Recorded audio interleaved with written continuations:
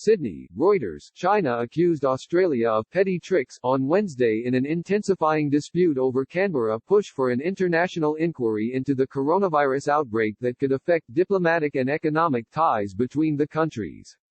Prime Minister Scott Morrison said his proposed inquiry into how the coronavirus developed and spread would not be targeted at China but was needed given COVID-19 had killed more than 200,000 people and shut down much of the global economy.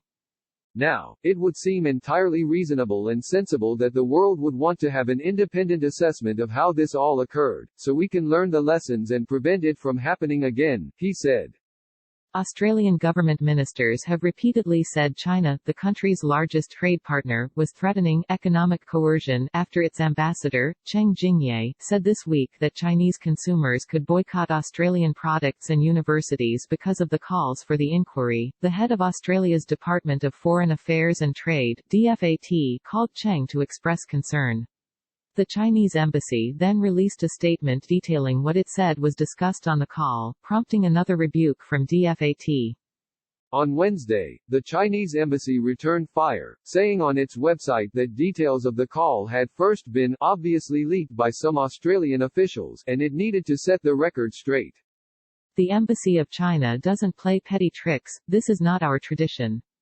But if others do, we have to reciprocate, an embassy spokesman said in the statement.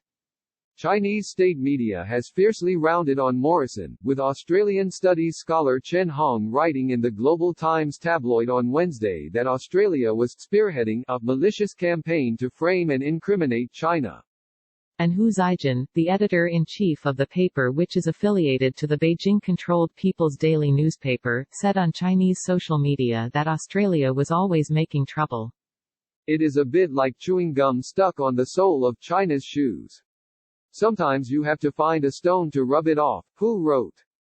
New Zealand, which also has China as its largest trading partner, on Wednesday sided with neighbouring Australia in supporting an inquiry into the pandemic. It's very hard to conceive of there not being a desire by every country in world, including the country of origin, for an investigation to find out how this happened, Deputy Prime Minister Winston Peters said.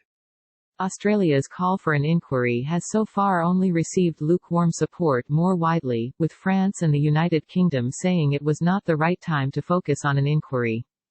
U.S. President Donald Trump has said China could have stopped the coronavirus before it swept the globe and that his administration was conducting serious investigations into what happened.